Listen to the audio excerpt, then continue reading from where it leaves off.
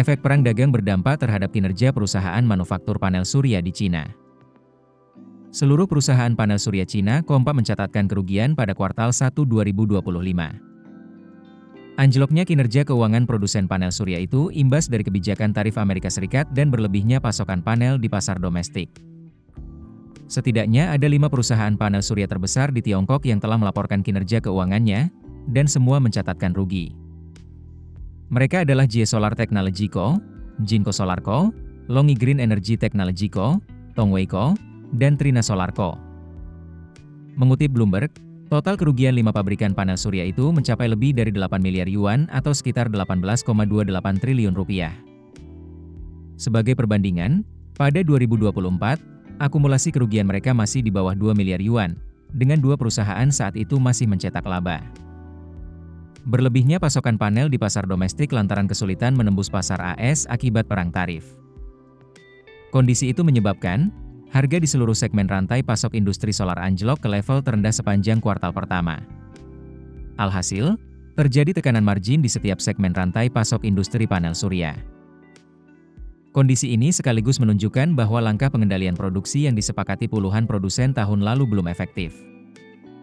Kondisi yang tak makin baik ini dipicu kebijakan tarif Presiden AS Donald Trump. Kebijakan itu mencakup biaya masuk hingga 3.521% atas impor dari 4 negara Asia Tenggara, lokasi produksi alternatif yang dipilih banyak produsen Cina untuk menghindari tarif AS. Tarif baru ini diumumkan pada April lalu dan diperkirakan final dalam beberapa pekan ke depan, tergantung hasil investigasi regulator perdagangan AS.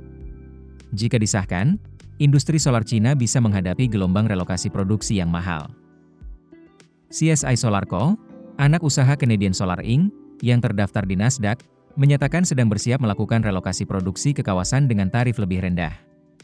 Jie Solar juga berencana mempercepat ekspansi global, termasuk membuka pabrik di Oman. Sementara Longi Green, produsen solar terbesar Cina memilih menahan rencana ekspansi besar di tengah ketidakpastian perang tarif.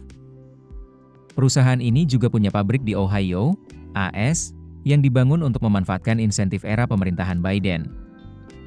Sementara itu, lonjakan pemasangan solar domestik yang menopang permintaan dalam beberapa bulan terakhir diperkirakan menurun setelah 1 Juni 2025. Hal ini seiring diberlakukannya kebijakan baru di Cina terkait harga jual listrik surya yang kurang menguntungkan.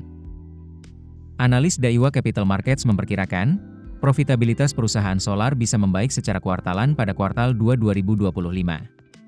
Namun, menurut catatan analis Denisip, perbaikan itu kemungkinan tidak berkelanjutan karena potensi kekosongan permintaan pada kuartal 3 2025.